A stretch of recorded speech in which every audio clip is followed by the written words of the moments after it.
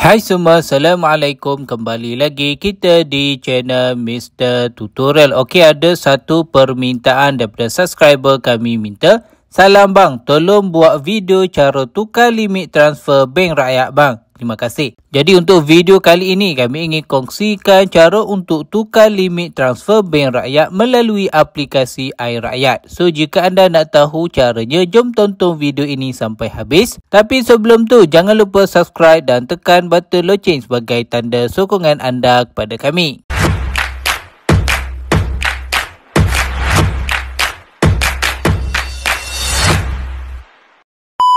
Okey, macam biasa anda perlu buka aplikasi iRakyat di telefon anda. Dan kemudian di paparan welcome to iRakyat ini, untuk anda tukar limit transfer bagi bank rakyat anda senang je. Anda klik je pada bahagian 3 garis di bahagian atas ini. Dan kemudian akan keluar paparan ini kan. So di bahagian bawah ni anda klik je pada bahagian profile maintenance ini untuk anda tukar limit transaksi bank rakyat anda. Lepas tu akan keluar paparan ini. Dan di bahagian ini akan dipaparkan username bagi bank rakyat anda di sini kan. So anda klik je pada next ini dan kemudian akan keluar paparan ini. Dan anda akan nampak perkataan secure phrase bagi bank rakyat anda di bahagian sini. Jika perkataan secure phrase yang dipaparkan di sini adalah milik akaun bank rakyat anda klik je pada bahagian next ini. Dan kemudian anda perlu masukkan password anda di sini. Lepas tu anda klik pada next ini. Dan kemudian akan keluar paparan what would you like to do ini. So anda klik je pada bahagian daily limit maintenance ini je untuk anda tukar limit transaksi bagi bank rakyat anda. Lepas tu akan keluar paparan daily limit maintenance ini kan. Dan ada satu note dekat sini yang anda perlu take note. Dia bagi tahu ya anda hanya boleh ubah limit anda sekali sahaja dalam sehari. Okey?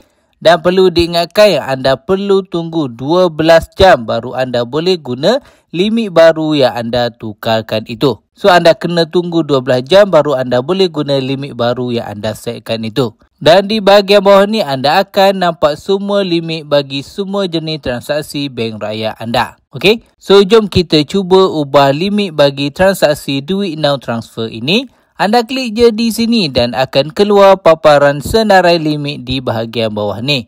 So anda boleh scroll je dan anda boleh pilih limit baru yang anda nak setkan. Okey, kita cuba ubah limit bagi transaksi FPX payment ini. Sama juga anda klik di sini dan akan keluar paparan bahagian di bawah ini kan. So anda boleh pilih limit baru bagi FPX payment anda. Okey, kita cuba ubah satu lagi limit. Kita cuba ubah limit bagi transfer kepada third party account. Yang ini kita nak ubah limit kita nak transfer daripada akaun bank rakyat kepada akaun bank-bank lain macam CIMB, Maybank ataupun apa-apa bank sahaja. Anda klik di sini dan anda boleh pilih limit baru untuk anda ubahkan di bahagian bawah ni.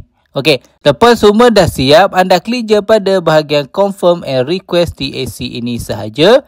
Dan kemudian akan keluar paparan iSecure Authentication ini. So yang ini anda klik je pada approve sahaja dan kemudian akan keluar paparan ini dengan status dekat sini bagi tahu successful. Bermaksud anda dah pun berjaya tukar limit baru bagi transaksi di bank rakyat anda. Dan perlu diingatkan yang anda perlu tunggu 12 jam baru anda boleh guna limit baru yang anda telah ubah tersebut. Okey, sedangkan caranya. Jadi setakat ini saja perkongsian kami untuk kali ini. Jangan lupa subscribe dan tekan button loceng sebagai tanda sokongan anda kepada kami. Jumpa lagi dalam next video. Assalamualaikum.